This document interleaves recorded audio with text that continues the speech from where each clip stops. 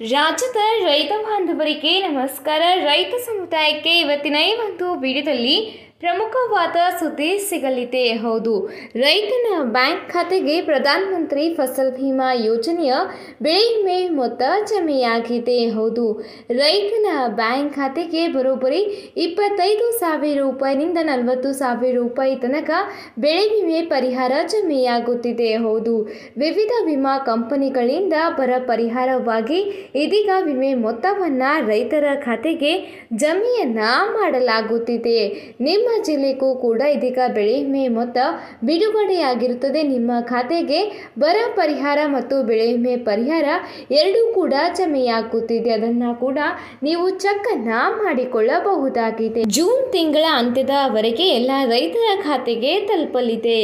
ಈ ಬಾರಿ ರಾಜ್ಯದಲ್ಲಿ ಬರೋಬ್ಬರಿ 22 ಲಕ್ಷಕ್ಕೂ ಅಧಿಕ ರೈತರು ತಮ್ಮ ಬೆಳೆಗಳಿಗೆ ವಿಮೆಯನ್ನ ಮಾಡಿಸಿದ್ದಾರೆ. ಅದರಲ್ಲಿ ಈಗಾಗಲೇ 10 ಲಕ್ಷಕ್ಕೂ ಅಧಿಕ ರೈತನ ಬ್ಯಾಂಕ್ ಖಾತೆಗೆ ಪ್ರಧಾನಮಂತ್ರಿ ಫಸಲ್ ಭೀಮಾ ಯೋಜನೆಯ ಬೆಳೆ ವಿಮೆ ಮೊತ್ತ ತಲುಪಿದೆ ಎಂಬ ಮಾಹಿತಿ ತಿಳಿದು ಬಂದಿದೆ. ಇದರ ಜೊತೆಗೆ ಮತ್ತೊಂದು ಪ್ರಮುಖವಾದ ಸುದ್ದಿಯೊಂದನ್ನ ನೋಡೋಣ. ಹೌದು, ಈ ಹಿಂದೆ ಒಂದು ವಿಡಿಯೋದಲ್ಲಿ ನಿಮಗೆ ಬರ ಪರಿಹಾರ ಬಂದಿಲ್ಲವೆಂದಲ್ಲಿ ಕೆಲವೊಂದು ಜಿಲ್ಲೆಗಳ ಸಹಾಯವಾಣಿ ಸಂಖ್ಯೆಯನ್ನ ನೀಡಲಾಗಿತ್ತು. ಇವತ್ತು ಮತ್ತೊಂದು ಜಿಲ್ಲೆಯ ಸಹಾಯವಾಣಿ ಸಂಖ್ಯೆ ನಿಮಗೆ ಸಿಗಲಿದೆ. ಸ್ಕ್ರೀನ್ ಮೇಲೂ ಕೂಡ ನೀವು ನೋಡಬಹುದಾಗಿದೆ. ಅದಕ್ಕೂ ಮುಂಚೆ ನೀವಿನ್ನೂ ಕೂಡ ನಮ್ಮ ಚಾನೆಲ್ನ ಸಬ್ಸ್ಕ್ರೈಬ್ ಮಾಡಿಲ್ಲವೆಂದಲ್ಲಿ ಈ ಕೂಡಲೇ ತಪ್ಪದೇ ಸಬ್ಸ್ಕ್ರೈಬ್ ಮಾಡಿಕೊಳ್ಳಿ. ನಾವು ಹಾಕೋ ಪ್ರತಿಯೊಂದು ಹೊಸ ವಿಡಿಯೋಗಳು ಮೊದಲು ಬಂದು ನಿಮಗೆ ತಲುಪುತ್ತದೆ. ಹಾಗೆ ಇವತ್ತು ಎಲೆಕ್ಷನ್ ಫಲಿತಾಂಶ ಇನ್ನೇನು ಕೆಲವೇ ಕ್ಷಣದಲ್ಲಿ ಬರಲಿದೆ. ಯಾವ ಪಕ್ಷ ಅಧಿಕಾರಕ್ಕೆ ಬರಲಿದೆ ಎಂಬುದನ್ನು ಕಮೆಂಟ್ನಲ್ಲಿ ನೀವು ನಮಗೆ ತಿಳಿಸಬಹುದಾಗಿದೆ.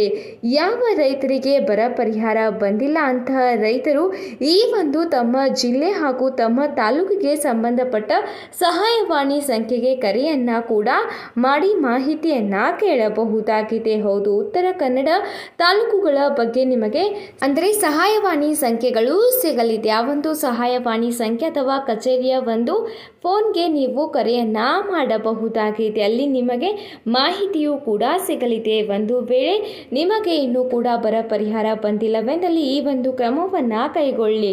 ಇಲ್ಲದಿದ್ದಲ್ಲಿ ನೀವು ನೇರವಾಗಿ ಕೃಷಿ ಅಥವಾ ತೋಟಗಾರಿಕಾ ಕಚೇರಿ ಅಥವಾ ಗ್ರಾಮ ಪಂಚಾಯಿತಿಗೆ ಭೇಟಿಯನ್ನ ನೀಡಬಹುದು. ರೈತ ಸಂಪರ್ಕ ಕೇಂದ್ರಕ್ಕೂ ಕೂಡ ಭೇಟಿಯನ್ನ ನೀಡಿ ಬರ ಪರಿಹಾರದ ಬಗ್ಗೆ ವಿಚಾರಣೆಯನ್ನ ಕೂಡ ನೀವು ಮಾಡಬಹುದಾಗಿದೆ.